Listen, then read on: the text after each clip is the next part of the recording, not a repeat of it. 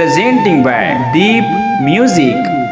नमस्कार दोस्तों, नए नए छत्तीसगढ़ी गाने सुनने और देखने के लिए हमारे दीप म्यूजिक चैनल को अभी सब्सक्राइब करें और बेल आइकॉन के बटन को क्लिक करें।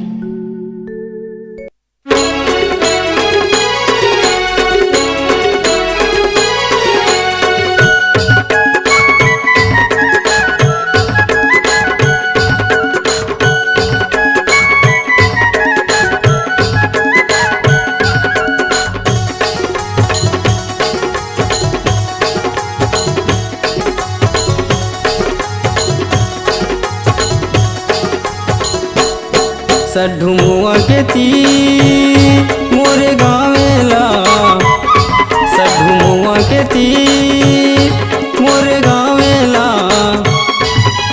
पूछते आबे रानी वो पूछते आबे ना, पूछते आबे रानी वो पूछते आबे ना।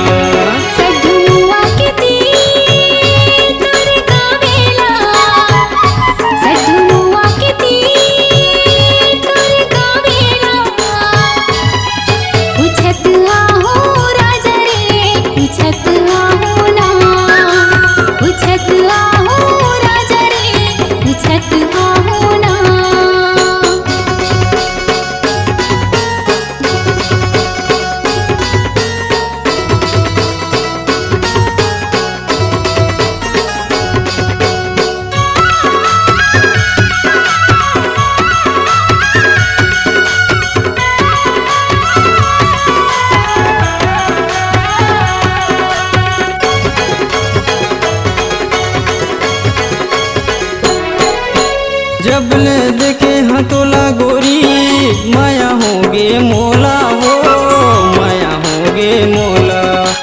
गुनते रही था दिन रात तोला, देखे तरस गे चोला, वो देखे तरस गे चोला। जब ले तोला देखे हो रानी माया होगे मोला, वो माया होगे मोला। गुनते रही था दिन रात तोला, देखे तरस गे चोला, वो देखे तरस गे चोला। सड्डू सकरी के ती मोरे गावेला, सड्डू सिवनी के ती मोरे गावेला। पूछते आबे रानी वो पूछते आबे ना, पूछते आबे रानी वो पूछते आबे ना।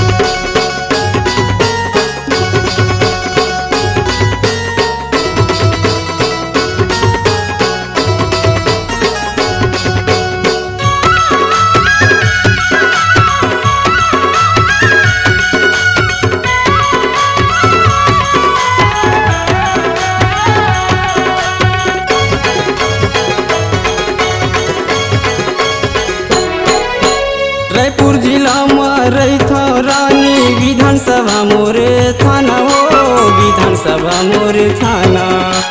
कचना गाँव में रही था रोहित साहुल झन भूला न, हो साहू झन भुलाना। रायपुर जिला में रैथा रानी विधानसभा मोरे थाना हो, विधानसभा मोरे थाना। कचना गाँव मैं रैथा रोहित साहू झन भुलाना हो, रोहित साहू झन भुलाना। साधु मोआ के तीन मोरे गावेला, साधु मोआ के तीन मोरे गावेला। पूछत आवे रानी हो, पूछत आवे ना, पूछत आवे गोरी हो, पूछत आवे ना। सधुआ के तीर तोरे गावेला, सधुआ के तीर तोरे गावेला। पूछत आहू राजा रे, पूछत आहू ना। पूछत आवे रानी हो, पूछत आवे ना। पूछत आहू राजा रे, पूछत आहू ना। अपने आवाज एवं सुमधुर स्वर को एक नई पहचान देने के लिए चले आइए Aradhana audio recording studio, Kabir Dharmnagar, Damakheda. Mobile number 7067046464 9753451493।